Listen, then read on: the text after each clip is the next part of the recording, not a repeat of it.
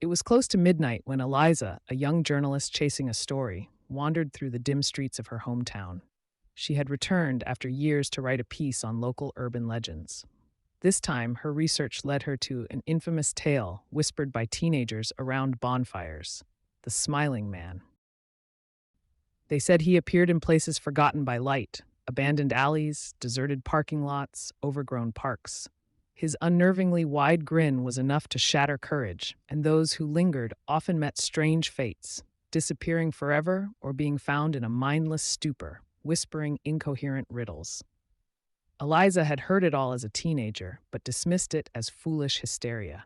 Now, equipped with her camera, flashlight, and notebook, she had decided to follow in the footsteps of others before her, walking through the alleys in search of this mythical being. Her rational mind refused to believe in ghouls or phantoms. To her, the Smiling Man was just the cautionary tale of a bored town. She trudged into the eerie silence of Hawthorne Alley, the site where sightings of the Smiling Man were most often reported.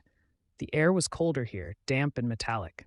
Overhead, a flickering street lamp bathed everything in a sickly yellow hue. Eliza whispered into her recorder. Midnight. No sign of anything unusual.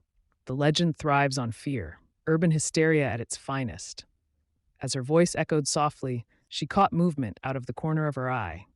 She whipped her flashlight towards it, a loose newspaper swirling in the wind.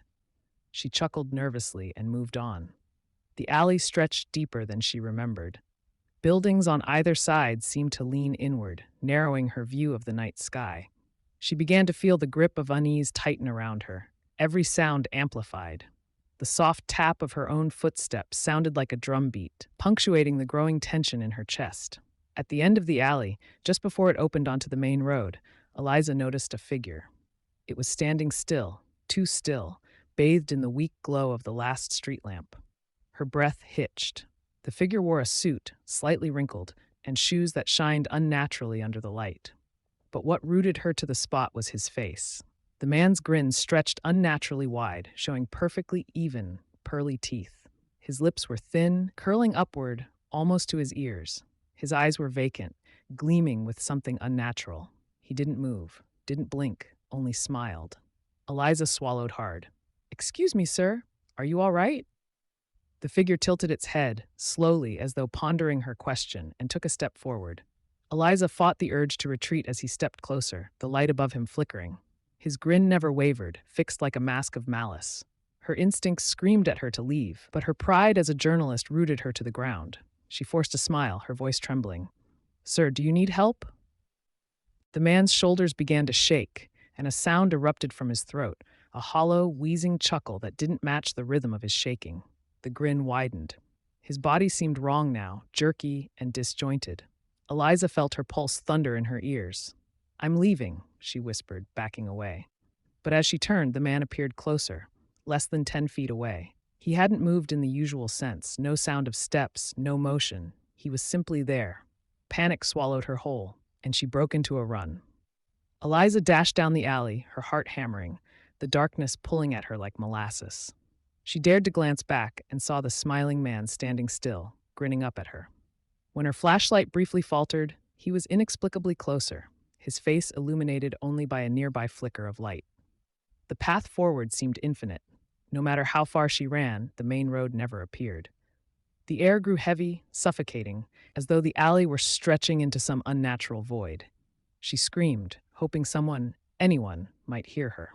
Suddenly, her feet caught on a loose cobblestone, and she fell hard. Pain shot through her palms and knees. As she fumbled to get up, the sound of wet footsteps echoed behind her. She froze, tears streaming down her cheeks. His laugh, wheezing, gasping, was closer now. Eliza spun around. He was there, crouching unnaturally low, like a marionette ready to spring. His eyes bored into her soul, his grin growing impossibly large. For the first time, he spoke. "Do you like my smile?" The voice was soft, mocking, and far too sweet. Terrified beyond words, Eliza threw her flashlight at him. It bounced off his chest as though hitting a solid wall.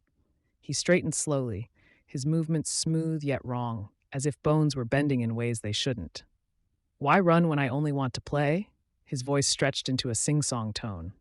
With adrenaline coursing through her veins, Eliza scrambled to her feet and sprinted back the way she came. the alley narrowing with every step. The smiling man was behind her, his footsteps rapid yet erratic. Eliza finally burst into the main street, tumbling into the harsh glow of a gas station across the way. She stumbled inside, slamming the glass door behind her. The attendant, startled by her entrance, stared wide-eyed as she leaned against the counter, trying to catch her breath. "What's wrong, ma'am?" he asked, his voice shaking. She turned back towards the door. The smiling man stood just outside, grinning. The fluorescent light above him flickered violently. But when the attendant turned to look, there was nothing there, only the empty street. "I swear, he was right there. He was following me." The attendant's face darkened. "You've seen him, haven't you?" Eliza's blood ran cold. You know about him?" The man nodded gravely. "People who see the smiling man don't usually live to tell the story."